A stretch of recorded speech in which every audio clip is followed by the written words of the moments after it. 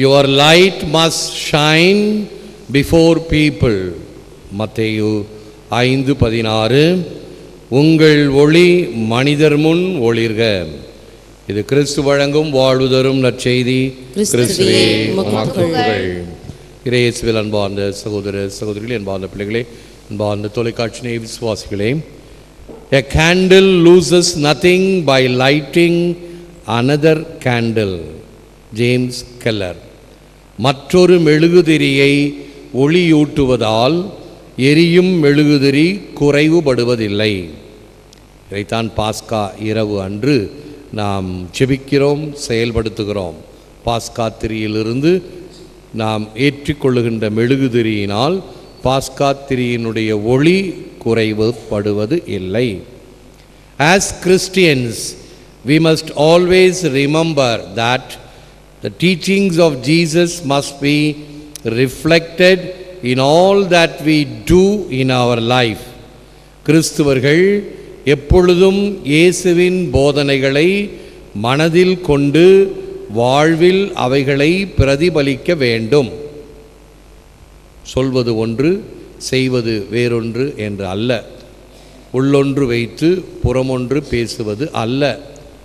எந்த போதனைகளை நாம் கேட்டு விசுவாச பிரகடனமாக ஏற்றுக்கொள்கிறோமோ அதை ஒவ்வொரு ஞாயிற்றுக்கிழமையும் ஆண்டவருடைய சன்னிதானத்தில் அறிக்கையிடுகின்றோமோ, அதை எரியும் திரியோடு பாஸ்கா இரவு புதுப்பிக்கின்றோமோ, அதை நம்முடைய வாழ்வில் செயல்படுத்த வேண்டும். ஒரே சர்வேஸ்வரனை விசுவசிக்கிறேன் என்று சொல்லிவிட்டு மந்திரவாதிகளிடம் போகின்ற கிறிஸ்துவர்கள் உண்டு. பொய் சாட்சி சொல்லாதிருப்பாயாக என்பது 10 கட்டளை. அது எல்லோருக்கும் பொருந்தும், கிறிஸ்தவர்களுக்கு மட்டும் என்று அல்ல. ஆனால் இன்றும் கோர்ட்டில் பொய் சாட்சி தங்களுடைய குடும்பத்தினருக்கு எதிராக சொல்லி கேஸ் நடைபெறுவதற்காக நாம் ஜெபித்து கொண்டிருக்கிற நபர்களில் ஒருவர் உண்டு. தன்னுடைய சொந்த குடும்பம் எதிராக பொய் சாட்சி. இவைகள் எல்லாம் சான்று பகர்வது அல்ல, எதிர் சான்று. Our life must be like the salt and light to work for the liberation of this broken world and wounded world. உப்பை போலும் ஒளியை போலும் நம் வாழ்வு உடைபட்ட உலகை, காயப்பட்ட உலகை விடுவிக்கும் பணியாக அமைய வேண்டும். உப்பு எவ்வாறு சுவை ஊட்டுகிறதோ, ஒளி இருக்கின்ற இடத்தில் இருள் இருக்காதோ, அதுபோன்று கிறிஸ்துவின் அருளை பெற்ற நாம் உப்பை போல சுவை ஊட்டுபவர்களாக, சுமைகளை குறைப்பவர்களாக, பிறருக்கு ஒளியை காட்டுபவர்களாக இந்த உடைபட்ட உலகம், பல வகையால் இந்த உலகம் உடைபட்டிருக்கிறது. பொறாமையினால், காய்மகாரத்தினால், அல்லது பல வகையான தேவைகளை முன்னிட்டு தங்களுக்கு சாதகமாக இவைகள் அமைய வேண்டும். பதவி, பட்டம், பணம், காசு, பெருமை என்கின்ற வகையில் உடைபட்ட உலகை, காயப்பட்ட உலகை. இந்த உலகமானது பல வகையினால் காயப்பட்டு இருக்கிறது. சொந்த குடும்பத்திலும் சரி, சமுதாயத்திலும் சரி, இப்படிப்பட்ட காயப்பட்ட உலகை விடுவிக்கும் பணியாக அமைய வேண்டும். த லிபரேட்டிங் ஃபோர்ஸ் என்கின்ற வகையில். எனவே let us pray that we may reclaim our true identity as God's children and help others in their journey towards a fuller life, towards an abundant life. Reclaim our true identity. Reclaim என்றால் மறுபடியும் அதை சுதந்திரித்துக் கொள்வது.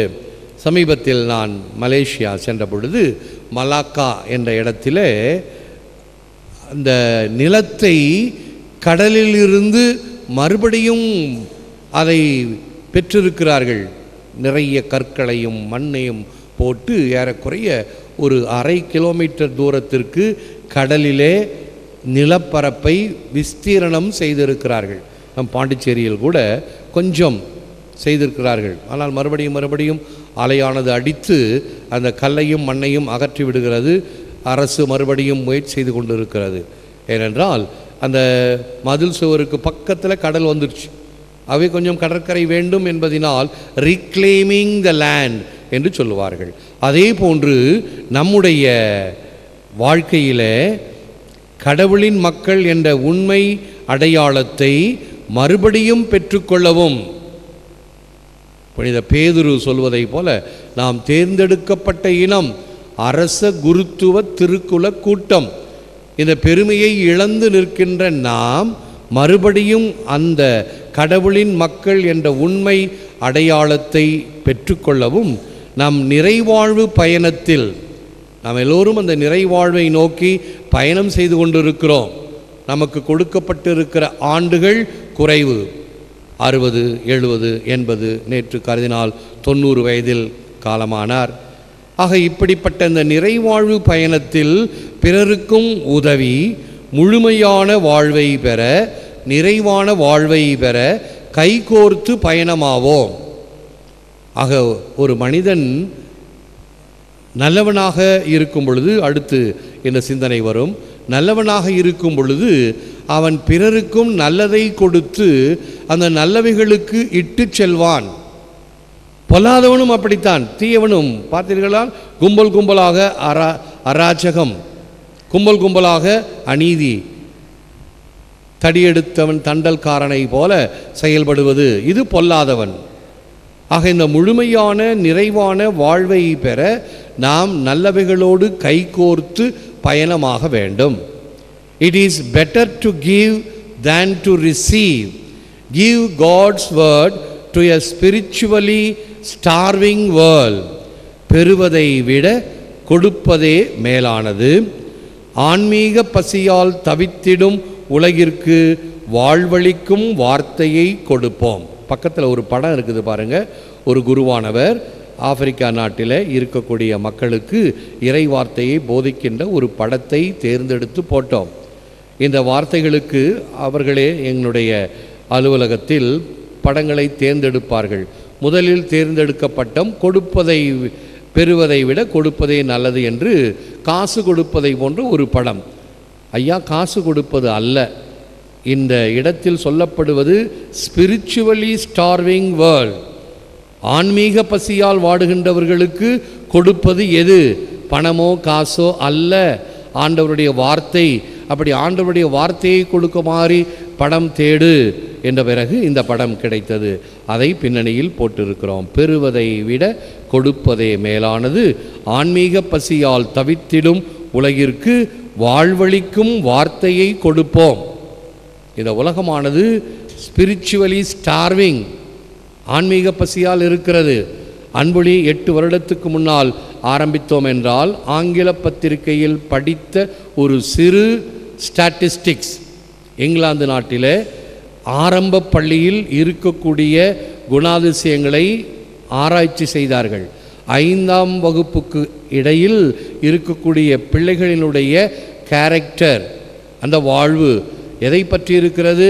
பிள்ளைகள் எல்லாம் இத்தகைய whims and fancies, love affair, இப்படி என்று ஃப்ளையிங் கிஸ் என்று காதல் கடிதங்கள் என்று 5ஆம் வகுப்புக்கு கீழே இருக்கிற பிள்ளைகள் எல்லாம் கொடுத்து கொண்டிருக்கிறார்களே. இதை ஆன்மீக அறிவாளிகள், ஆன்மீகத்தில் இன்னும் தாக்கமுள்ளவர்கள், நீங்கள் என்ன நல்லது செய்கிறீர்கள்? இந்த டெலிவிஷன் உலகத்திலே டெலிவிஷனை திறந்தா எத்தனை சேனல் இருக்குது? இப்போலாம் 400 சேனல் இருக்குது. 400 சேனலில் ஆட்டம் பாட்டம் கொண்டாட்டம் எல்லாம் இருக்கிறது. அந்த 400 சேனலில் ஆன்மீகத்தை தரக்கூடியது எது? இப்போ தான் அன்பொழியை பார்த்து எல்லாம் நிறையா உள்ள வந்திருக்குது, கத்தோலிக்க தொலைக்காட்சிகளை தவிர. அப்பொழுது 8 வருடத்துக்கு முன்னால் ஒன்றும் இல்லை. நீ என்ன செய்கிறாய்? நான் என்ன பண்ணுறது? இல்லை, என்னால் என்ன செய்ய முடியும் என்பதனுடைய அடிப்படையிலே அன்பொழி ஆரம்பிக்கப்பட்டது. அப்பொழுது பட்டி தொட்டி எல்லாம் அன்பொழி பார்த்தார்கள். சிறிது சிறிதாக SSTV வந்த பொழுது தமிழகம் எங்கும் 5:30 மணிக்கு தொலைக்காட்சியில் இருந்தார்கள். நான் முதலில் ஆரம்பிக்கும்போது சொன்னாங்க, பூசையை யார் பார்ப்பா? பூசையை போய் டிவியில் போட்டால் யாராவது பார்ப்பாங்களா? சொன்னது யார்? குருக்கள். ஆனால் 5:30 மணிக்கு மக்கள் ஆர்வத்தோடு டிவி பெட்டியை திறந்து கொண்டு, அது கூட அந்த சேனலானது பலவிதமான ஆபாச பாடல்களோடு இருக்கக்கூடிய டிவி தான். நமக்கு சுலபமாக அங்கே கொஞ்சம் சலுகை கட்டணம் கொடுத்ததினால் அதில் போனோம். இல்லை என்றால் நல்லதுக்கு போகலாம். இப்பொழுது வேளாங்கண்ணி நிறைய காசு கொடுத்து ஜெயா டிவியில் கொடுத்துருக்குறாங்க, நிறைய காசு. ஆகவே என்னால் என்ன முடியும் என்பதை கொடுக்கும் பொழுது 5:30 மணியா, இதோ நாங்கள் விழித்திருந்து காத்திருந்து ஆண்டவருடைய அருளை பெறுவதற்கு இருக்கிறோம் என்று வீடுகள் தோறும் மக்கள் தொலைக்காட்சியில் பார்த்த பிறகுதான், ஓ இதுக்கு இவ்வளோ வரவேற்பு இருக்குதா என்று சொல்லித்தான் அடுத்து இந்த தொலைக்காட்சி நிகழ்ச்சிகள் ஆரம்பமான. ஆன்மீக பசியால் வாடுபவர்களுக்கு நாம் என்ன செய்கிறோம் என்பதை பார்க்க வேண்டும். Not only to be fed but also to feed. நாம் உண்பது மட்டுமல்ல, பிறருக்கு உணவளித்தலும் வேண்டும். நாம் மட்டும் சாப்பிட்டால் போதாது, நாம் மட்டும் பெற்றுக்கொண்டால் போதாது. யாம் பெற்ற இன்பம் பெருக இவ்வையகம். பெற்றதை நாம் பிறருக்கு கொடுக்க வேண்டும். இலவசமாக பெற்றுக்கொண்டோம், அதை இலவசமாக பிறருக்கு கொடுப்போம். நம்முடைய விசுவாசம் எங்கிருந்து வந்தது? வெளிநாட்டிலிருந்து வந்த வேத போதக குருக்கள். இதோ இந்த பங்கிலே 323 ஆண்டுகள் யாரிடமிருந்து பெற்றோம்? எத்தனை வேத போதக குருக்கள் தங்களுடைய வியர்வையை சிந்தி, இரத்தத்தை சிந்தி மக்களை இந்த ஆண்டவருடைய வார்த்தையை கொடுக்க, ஸ்பிரிச்சுவலி ஹங்க்ரி என்ற மக்களுக்கு கொடுத்தது. அதெல்லாம் எங்களுக்கு வேண்டாம், எங்களுக்கு கோதுமை வேணும் இருக்குதா, எங்களுக்கு எண்ணெய் கொடுப்பியா, பால் பவுடர் கொடுப்பியா, காசு கொடுப்பியா, ஏதாவது வேலை வாங்கி தருவியா, பிள்ளைகளை போர்டிங்கில் சேர்ப்பியா, அப்போ நீ நல்ல பங்கு சாமியார், இல்லையா நீ சும்மா என்ற உலக எண்ணங்களில் இருக்கின்றவர்கள்தான் அதிகம். ஆனால் ஆன்மீக தாகத்தை தீர்ப்பதுதான் ஆண்டவர் இயேசுவினுடைய பாணியும் பணியும். எனவே, oh my God, you made me who I am, for better or for worse. Help me to be the person you want me to be, so that people can see your hand at work in my life.